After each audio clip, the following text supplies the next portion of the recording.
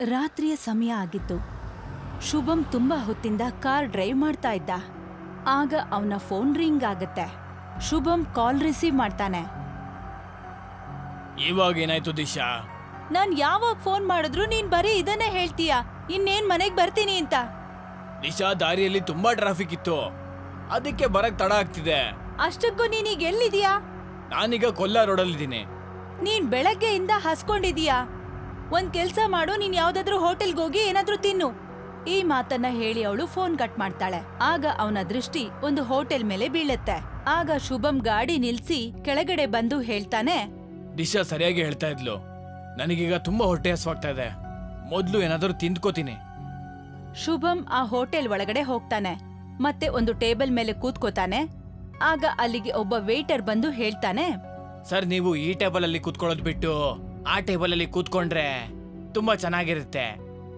ಯಾಕಪ್ಪ, ಈ ಟೇಬಲ್ ಅಲ್ಲಿ ಏನ್ ಮುಳ್ಳಿದ್ಯಾ? ಓಕೆ ಸರ್, ನೀವ್ ತಿನ್ನೋದಕ್ಕೆ ಏನ್ ತಗೋತೀರಾ? ಒಂದ್ ಪ್ಲೇಟ್ ಬಿರಿಯಾನಿ ತಗೊಂಡ್ ಬಾ. ವೇಟರ್ ಶುಭಂ ಆರ್ಡರ್ ತಗೊಂಡು ಹೊರಟೋಗ್ತಾನೆ. ಆದ್ರೆ ಶುಭಂ ನೋಡ್ತಾನೆ, ಇನ್ನೊಬ್ಬ ವೇಟರ್ ಅಲ್ಲಿ ನಿಂತ್ಕೊಂಡು ಅವನನ್ನ ತುಂಬಾ ವಿಚಿತ್ರವಾಗಿ ನೋಡ್ತಾ ಇರ್ತಾನೆ. ಇದ್ದಕ್ಕಿದ್ದಾಗೆ ಆ ವೇಟರ್ನ ಕಣ್ಣುಗಳು ಹೊಳೆಯೋದಕ್ಕೆ ಶುರುವಾಗತ್ತೆ. ಮತ್ತೆ ನೋಡ್ತಾ ಇದ್ದ ಹಾಗೆ ಕತ್ತಲ ಆವರಿಸ್ಬಿಡತ್ತೆ. ಇದೇನಾಗ್ತಿದೆ? ಎಲ್ಲ ಕಡೆ ಕತ್ಲೆ ತುಂಬ್ತಿದೆಯಲ್ಲ. ಆ ವೇಟರ್ ತನ್ನ ಕೈಯಿಂದ ಅವನ ಕತ್ತನ್ನ ಅವನೇ ತನ್ನ ದೇಹದಿಂದ ಬೇರೆ ಮಾಡ್ಬಿಡ್ತಾನೆ. ಇದನ್ನ ನೋಡಿ ಶುಭಂ ಜೋರಾಗಿ ಕಿರ್ಚ್ಕೋತಾನೆ. ಮತ್ತೆ ಒಂದು ವೇಗದಲ್ಲಿ ತಾನೇ ಶುಭಂನ ದೇಹದಿಂದ ಅವನ ತಲೆ ಬೇರೆಯಾಗಿ ನೆಲದ ಮೇಲೆ ಬೀಳುತ್ತೆ. ಸ್ವಲ್ಪ ಸಮಯದಲ್ಲೇ ಇನ್ಸ್ಪೆಕ್ಟರ್ ವರುಣ್ ಅಲ್ಲಿಗೆ ಬಂದು ಅಲ್ಲಿರೋರು ಎಲ್ರಿಗೂ ಕೋಪದಿಂದ ನೋಡ್ತಾ ಇರ್ತಾರೆ. ಒಬ್ಬ ಮನುಷ್ಯನ ತಲೆ ಕತ್ತರಿಸಿ ಇಲ್ಲಿ ಬಿಸಾಕಿದ್ದಾರೆ. ಮತ್ತೆ ಎಲ್ರು ಏನ್ ಹೇಳ್ತಿದ್ದೀರಾ ಅಂದ್ರೆ ಯಾರು ಕೂಡ ಏನು ನೋಡಿಲ್ಲ ಅಂತ. ಈ ಹೋಟೆಲ್ನ ಮಾಲೀಕರು ಯಾರು? ಇನ್ಸ್ಪೆಕ್ಟರ್ ಸರ್, ನಾನೇ ಈ ಹೋಟೆಲ್ನ ಮಾಲೀಕ. ನೀನು ಕೂಡ ಕೊಲೆಗಾರನ್ನ ನೋಡಿಲ್ವಾ? ಇಲ್ಲ. ಸರಿ, ಎಲ್ಲಿವರೆಗೂ ಈ ಕೇಸ್ನ ಇನ್ವೆಸ್ಟಿಗೇಷನ್ ಮುಗಿಯೋದಿಲ್ವೋ ಅಲ್ಲಿವರೆಗೂ ನೀವು ಮತ್ತೆ ನಿಮ್ಮ ಯಾವುದೇ ಸ್ಟಾಫ್ ಆಗ್ಲಿ ಈ ಸಿಟಿ ಬಿಟ್ಟು ಹೊರಗೆ ಹೋಗೋಗಿಲ್ಲ. ಮತ್ತೆ ನಾಳೆ ನೀವೆಲ್ಲರೂ ಕೂಡ ಪೊಲೀಸ್ ಸ್ಟೇಷನ್ಗೆ ಬರ್ಬೇಕಾಗತ್ತೆ.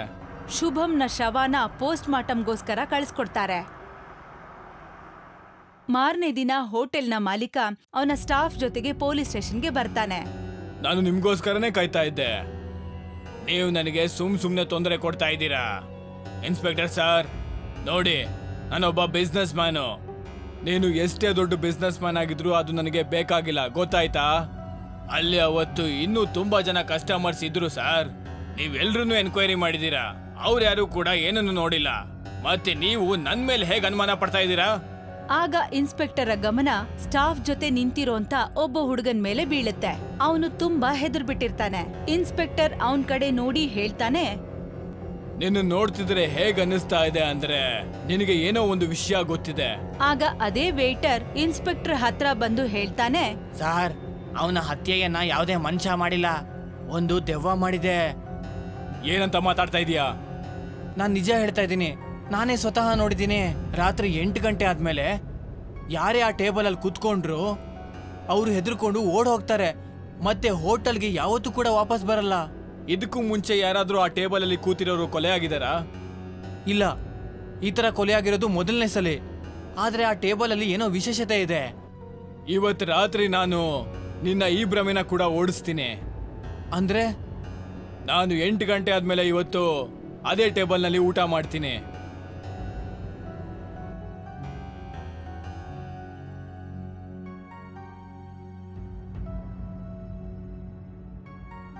ಇನ್ಸ್ಪೆಕ್ಟರ್ ವರುಣ್ ಶುಭಂ ಅವರ ಮನೆಗೆ ಹೋಗ್ತಾನೆ.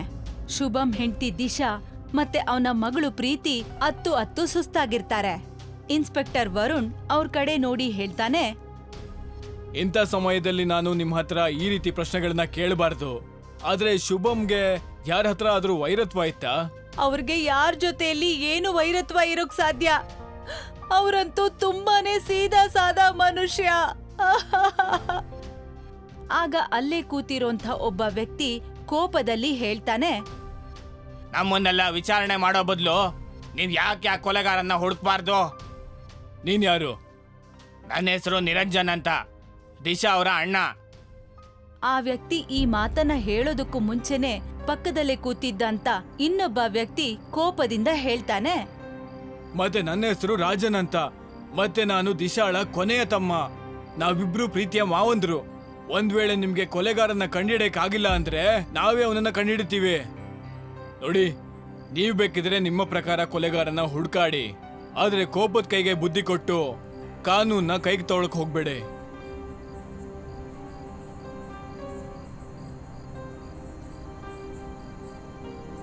ಇನ್ಸ್ಪೆಕ್ಟರ್ ವರುಣ್ ಅಲ್ಲಿಂದ ಹೊರಟೋಗ್ತಾನೆ ಮತ್ತೆ ರಾತ್ರಿ ಆಗೋದನ್ನೇ ಕಾಯ್ತಾ ಇರ್ತಾನೆ. ರಾತ್ರಿ 8 ಗಂಟೆ ನಂತರ ಇನ್ಸ್ಪೆಕ್ಟರ್ ವರುಣ್ ಅದೇ ಹೋಟೆಲ್ನ ಅದೇ ಟೇಬಲ್ ಮೇಲೆ ಹೋಗಿ ಕೂತ್ಕೋತಾನೆ. ಆಗ ಅದೇ ವೇಟರ್ ಇನ್ಸ್ಪೆಕ್ಟರ್ ಹತ್ರ ಬಂದು ಹೇಳ್ತಾನೆ, ಸರ್, ಮತ್ತೆ ಒಂದ್ಸಲ ಯೋಚನೆ ಮಾಡಿ. ಯೋಚನೆ ಮಾಡಾಗಿದೆ. ಹೋಗಿ ನನಗೋಸ್ಕರ ಒಂದು ಟೀ ತಗೊಂಡ್ ಬಾ. ವೇಟರ್ ಅಲ್ಲಿಂದ ಹೊರಟ್ಬಿಡ್ತಾನೆ. ತಕ್ಷಣ ಅಲ್ಲಿ ಸುತ್ತಮುತ್ತ ಕತ್ಲ ಆವರಿಸ್ಬಿಡುತ್ತೆ. ಮತ್ತೆ ಇನ್ಸ್ಪೆಕ್ಟರ್ ವರುಣ್ ಕುತ್ತಿಗೆ ಆ ದೇಹದಿಂದ ಬೇರೆ ಆಗೋಗತ್ತೆ. ಮತ್ತೆ ಅವರ ಕತ್ತು ಕಡ್ದು ನೆಲದ ಮೇಲೆ ಬಿದ್ದ್ಬಿಡುತ್ತೆ. ಟಿವಿಯಲ್ಲಿ ಈ ನ್ಯೂಸ್ನ ನೋಡಿ ಪ್ರೀತಿ ಕೈಕಾಲು ನಡುಗೋದಕ್ಕೆ ಶುರುವಾಗತ್ತೆ. ಅವಳು ತಕ್ಷಣ ಅವರ ದೊಡ್ಡ ಮಾಮ ನಿರಂಜನ್ಗೆ ಫೋನ್ ಮಾಡ್ತಾಳೆ. ಹಲೋ ಮಾಮ, ನೀವು ನ್ಯೂಸ್ ನೋಡಿದ್ರಾ? ಹಾ ಪ್ರೀತಿ, ಇವತ್ತು ಬೆಳಿಗ್ಗೆ ಎನ್ಕ್ವೈರಿಗೆ ಅಂತ ಪೊಲೀಸ್ ಬಂದಿದ್ರಲ್ಲ, ಅವರು ಕೂಡ ಅದೇ ಟೇಬಲ್ ಅಲ್ಲಿ ಕೊಲೆಯಾಗಿದ್ದಾರೆ. ನನಗ್ ತುಂಬಾ ಭಯ ಆಗ್ತಿದೆ ಮಾಮ. ನೀನ್ ಹೆದರ್ಕೋಬೇಡ ಪ್ರೀತಿ, ಎಲ್ಲ ಸರಿ ಹೋಗುತ್ತೆ. ಮತ್ತೆ ಕೇಳು, ಇದ್ರ ಬಗ್ಗೆ ನಿಮ್ಮ ಅಮ್ಮಂಗೆ ಅಂದ್ರೆ ನನ್ನ ತಂಗಿ ದಿಶಂಗೆ ಏನು ಹೇಳಕ್ ಹೋಗ್ಬೇಡ. ನೀನ್ ನಮ್ಮನೆಗ್ ಬಾ. ಪ್ರೀತಿ ತಕ್ಷಣ ತನ್ನ ಮನೆಯಿಂದ ಹೊರಟ್ಬಿಡ್ತಾಳೆ ಮತ್ತೆ ಕಾರ್ ಡ್ರೈವ್ ಮಾಡ್ತಾ ಇರ್ತಾಳೆ. ಆದ್ರೆ ಇದ್ದಕ್ಕಿದ್ದಾಗೆ ಒಂದು ನಿರ್ಜನ ಪ್ರದೇಶದಲ್ಲಿ ಅವಳ ಕಾರು ಕೆಟ್ಟ ಹೋಗತ್ತೆ. ಈ ಕಾರ್ಗೇನಾಯ್ತು? ಪ್ರೀತಿ ಕಾರಿಂದ ಕೆಳಗಿಳಿತಿದ್ದಾಳೆ. ಅಷ್ಟ್ರಲ್ಲಿ ಅವಳಿಗೆ ಯಾವ್ದೋ ಒಂದು ಧ್ವನಿ ಕೇಳ್ಸತ್ತೆ. ನಾನ್ ಬೇಕಾದ್ರೆ ನಿಮ್ಮನ್ನ ನೀವ್ ಹೋಗ್ಬೇಕಾಗಿರೋ ಕಡೆಗ್ ಬಿಡ್ಲಾ? ಆ ಧ್ವನಿಯನ್ನ ಕೇಳಿ ಪ್ರೀತಿಗೆ ತುಂಬಾನೇ ಭಯ ಆಗತ್ತೆ. ಪ್ರೀತಿಗೆ ಆ ಧ್ವನಿ ಯಾರ್ದು ಅಂತ ಗೊತ್ತಿರತ್ತೆ. ಪ್ರೀತಿ ಅಲ್ಲಿರೋದು ಯಾರು ಅಂತ ನೋಡೋ ಅಷ್ಟ್ರಲ್ಲಿ ತಲೆನೇ ಇಲ್ದೇ ಇರೋಂತ ಒಂದು ದೇಹ ಅವಳ ಮುಂದೆ ನಿಂತಿರುತ್ತೆ. ಅಷ್ಟೇ ಅಲ್ಲ, ಆ ನಿಂತಿರೋಂಥ ವ್ಯಕ್ತಿ ವೇಟರ್ನ ಬಟ್ಟೆ ಹಾಕೊಂಡಿರ್ತಾನೆ. ಇದ್ ಹೇಗಾಗೋದಕ್ ಸಾಧ್ಯ? ಇದಂತೂ ಸಾಧ್ಯನೇ ಇಲ್ಲ. ಎಲ್ಲಿವರೆಗೂ ನಿನ್ನ ಕಣ್ಣಾರೆ ನೋಡಿರ್ಲಿಲ್ವೋ ಅಲ್ಲಿ ತನಕ ಅಸಾಧ್ಯವಾಗೇ ಇತ್ತು. ಆದ್ರೆ ಈಗಂತೂ ನಿನ್ನ ಕಣ್ಣಾರೆ ನೋಡಿದ್ಯಾ, ಅದಕ್ಕೆ ಈಗ ಎಲ್ಲಾನು ಸಾಧ್ಯವಾಗುತ್ತೆ. ಈ ಮಾತನ್ನ ಹೇಳಿ ಆ ವೇಟರ್ ತನ್ನ ಕೈಯಲ್ಲಿ ಹಿಡ್ಕೊಂಡಿದ್ದ ತನ್ನ ತಲೆನ ತನ್ನ ದೇಹಕ್ಕೆ ಜೋಡಿಸ್ಕೋತಾನೆ. ಅವನ ಭಯಂಕರ ರೂಪನ ನೋಡಿ ಪ್ರೀತಿ ಮೈಯೆಲ್ಲ ನಡ್ಗೋಕ್ ಶುರುವಾಗತ್ತೆ. ಮತ್ತೆ ಇನ್ನೊಂದು ಕ್ಷಣದಲ್ಲಿ ಪ್ರೀತಿ ತಲೆ ಕೂಡ ಅವಳ ದೇಹದಿಂದ ಬೇರೆಯಾಗಿ ನೆಲದ ಮೇಲೆ ಬೀಳುತ್ತೆ. ಸಂಜೆ ಅಷ್ಟೊತ್ತಿಗೆ ಪ್ರೀತಿಯ ಅಂತ್ಯ ಸಂಸ್ಕಾರ ಮಾಡ್ತಾರೆ. ಇಲ್ಲಿ ದಿಶಾ ಅತ್ತು ಕಂಗಾಲಾಗಿರ್ತಾಳೆ. ನನ್ನ ಕುಟುಂಬಕ್ಕೆ ಯಾರ ದೃಷ್ಟಿ ಬಿತ್ತೋ ಏನೋ, ನನ್ ಗಂಡನ್ನ ಅಷ್ಟು ನಿರ್ದಯೆಯಿಂದ ಕೊಂದಿದ್ದಾರೆ. ಮತ್ತೆ ಇವತ್ತು ನನ್ ಮಗಳನ್ನ. ನಿರಂಜನ್ ತನ್ನ ತಂಗಿ ದಿಶಾಗೆ ಹೇಳ್ತಾನೆ, ಅಲ್ಲ, ದಿಶಾ ಜಾಗಕ್ಕೆ ಏನ್ ಮಾಡಕ್ಕೆ ಅಂತ ಹೋಗಿದ್ಲು? ನನಗ್ ಗೊತ್ತಿಲ್ಲ. ನಾನಂತೂ ಅವಳು ನಿನ್ ಜೊತೆ ಮಾತಾಡ್ತಾ ಇರೋದನ್ನ ನೋಡಿದ್ದೆ. ನನ್ನ ಹತ್ರನ ಏನ್ ಹೇಳ್ತಾ ಇದ್ಯಾ? ಹಾ, ಫೋನ್ ಅಂದ್ರೆ ಅವಳು ಮಾಮ ಮಾಮ ಅಂತ ಮಾತಾಡ್ತಾ ಇದ್ಲು. ಆದ್ರೆ ನಾನ್ ಯಾವ್ದು ಫೋನೇ ಮಾಡಿಲ್ವಲ್ಲ. ಈ ಮಾತನ್ನ ಹೇಳಿ ನಿರಂಜನ್ ತನ್ನ ಚಿಕ್ಕ ತಮ್ಮನನ್ನ ಆಚೆ ಬರೋದಕ್ಕೆ ಹೇಳ್ತಾನೆ. ಏನಾಯ್ತು ಅಣ್ಣ? ಬಾವನ್ ಕೊಲೆ ಆದಾಗ ನಾನು ಈ ವಿಷಯದ ಬಗ್ಗೆ ಯೋಚನೆ ಮಾಡಿರ್ಲಿಲ್ಲ. ಆದ್ರೆ ಪ್ರೀತಿಯ ಕೊಲೆ ಕೂಡ ಅದೇ ರೀತಿ ಆಗಿದೆ. ಬಾವನ್ ಕೊಲೆ ಆಗಿತ್ತರ, ಮತ್ತೆ ಆ ಇನ್ಸ್ಪೆಕ್ಟರ್ದು ಕೂಡ. ನಿನಗೆ ಆ ವೇಟರ್ ನೆನ್ಪಿದಾನೆ ತಾನೆ? ನಮ್ಮ ಪ್ರೀತಿ ಹತ್ರ ತುಂಬಾ ಕೆಟ್ಟದಾಗ ನಡ್ಕೊಂಡಿದ್ನಲ್ಲ. ಹಾ, ನೆನ್ಪಿದೆ. ಆ ವೇಟರು ಅದೇ ಹೋಟೆಲಲ್ಲಿ ಕೆಲಸ ಮಾಡ್ತಾ ಇದ್ದ. ಈಗ ನನಗೆ ಎಲ್ಲಾ ನೆನ್ಪಾಗ್ತಿದೆ. ಅದೇ ಟೇಬಲ್ ಮೇಲೆ ನಮ್ಮ ಬಾವನ ತಲೆ ಕತ್ತರಿಸಿ ಕೊಲೆ ಆಗಿತ್ತು. ಮತ್ತೆ ಅದೇ ಟೇಬಲ್ ಮೇಲೆ ಇನ್ಸ್ಪೆಕ್ಟರ್ನ ಶವ ಕೂಡ ಸಿಕ್ಕಿತ್ತು. ಮತ್ತೆ ಅದೇ ಟೇಬಲ್ ನಲ್ಲಿ ಕೆಲವು ತಿಂಗಳ ಹಿಂದೆ ನಾವಿಬ್ರು ಕೂಡ ಪ್ರೀತಿ ಜೊತೆ ಕೂತ್ಕೊಂಡಿದ್ವಿ. ನನಗ್ ಖಂಡಿತ ಗೊತ್ತಿದೆ ಈ ಕೆಲಸ ಎಲ್ಲ ಮಾಡ್ತಿರೋದು ಆ ವೇಟರೇ ಅಂತ. ಅಣ್ಣ, ಆ ವೇಟರ್ ಅಂತೂ ಅದೇ ಬಿಲ್ಡಿಂಗ್ ಇಂದ ಬಿದ್ದು ಸತ್ತೋಗಿದ್ದ ಅಲ್ವಾ? ಆದ್ರೆ ಈ ವಿಷಯ ನಮ್ಮಿಬ್ರಿಗೆ ಮಾತ್ರ ಗೊತ್ತಿರೋದು ಆ ವೇಟರ್ನ ಅಲ್ಲಿಂದ ತಳ್ಳಿ ಸಾಯಿಸಿದ್ದು ನಾವೇ ಅಂತ.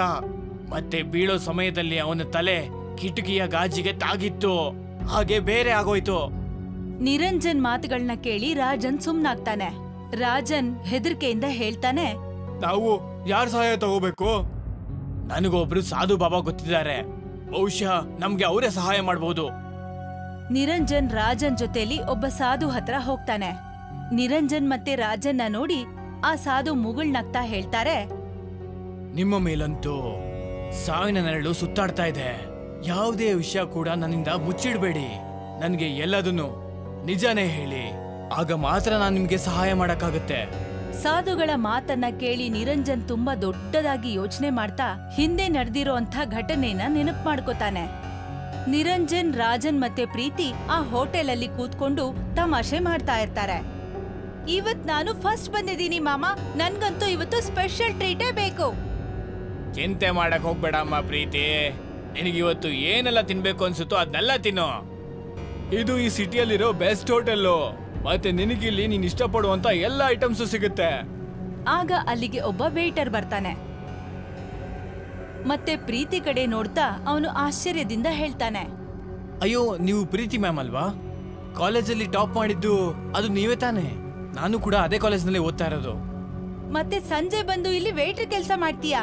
ನಿನ್ ಲಿಮಿಟ್ ಅಲ್ಲಿ ನೀನಿರು. ಕಾಲೇಜಲ್ಲಿ ಓದೋದು ಮತ್ತೆ ಟಾಪ್ ಅಲ್ಲಿ ಬರೋದು ಎರಡು ಬೇರೆ ಬೇರೆ ವಿಷಯ. ನನ್ನ ಸುಂದರವಾದ ತಂಗಿ ಮಗಳನ್ನ ನೋಡಿ ನೀನ್ ಲೈನ್ ಹೊಡೆಯೋ ಪ್ರಯತ್ನ ಮಾಡಬೇಡ. ಇದೆಂತ ಮಾತಾಡ್ತಿದ್ದೀರಾ ನೀವು? ನಾನಂತೂ ಇವ್ರಿಗೆ ಕಂಗ್ರ್ಯಾಚುಲೇಟ್ ಮಾಡೋಣ ಅಂತ ಬಂದೆ.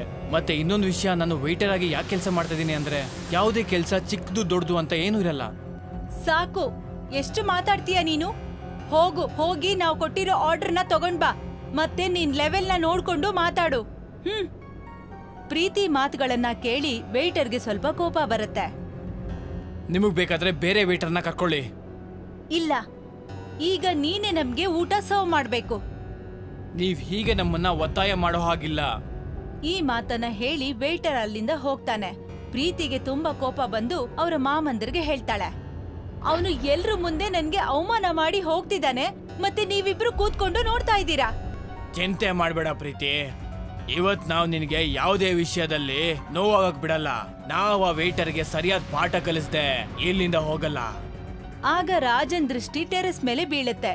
ರಾಜನ್ ನಿರಂಜನ್ ಕಡೆ ನೋಡಿ ಹೇಳ್ತಾನೆ, ಅಣ್ಣ ಅಲ್ಲಿ ನೋಡಿ, ನಮ್ಗಾಗಲ್ಲ ಅನ್ಬಿಟ್ಟು ಆ ವೇಟರ್ ಅಲ್ಲಿ ಟೆರೆಸ್ ಮೇಲೆ ನಿಂತಿದ್ದಾನೆ. ರಾಜನ್ ಮಾತುಗಳನ್ನ ಕೇಳಿ ನಿರಂಜನ್ ಎದ್ದು ನಿಲ್ತಾನೆ ಮತ್ತೆ ಹೇಳ್ತಾನೆ, ಬಾ.